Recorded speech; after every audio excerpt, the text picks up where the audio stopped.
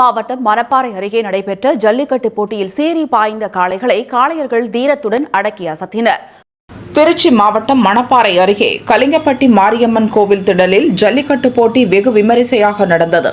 பல்வேறு பகுதிகளில் இருந்து 700 காளைகள் மற்றும் 250 வீரர்கள் பங்கேற்றனர். காளைகளை அடக்கிய வீரர்கள் மற்றும் யாரிடமும் பிடிபடாத காளைகளின் உரிமையாளர்களுக்கு பீரோ, கட்டில், குக்கர் உள்ளிட்ட பரிசுகள் வழங்கப்பட்டன. ஜல்லிக்கட்டு போட்டியை ஏராளமானோர் கண்டு ரசித்தனர்.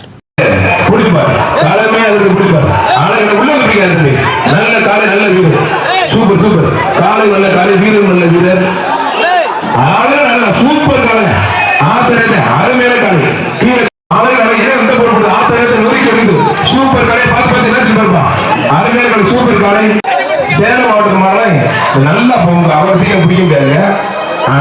தூக்கி போட்டு புள்ளிப்புற சிட்டிஸ் எல்லாம் பிடிக்க முடியாது. ஒரு டேங்க் தேவை.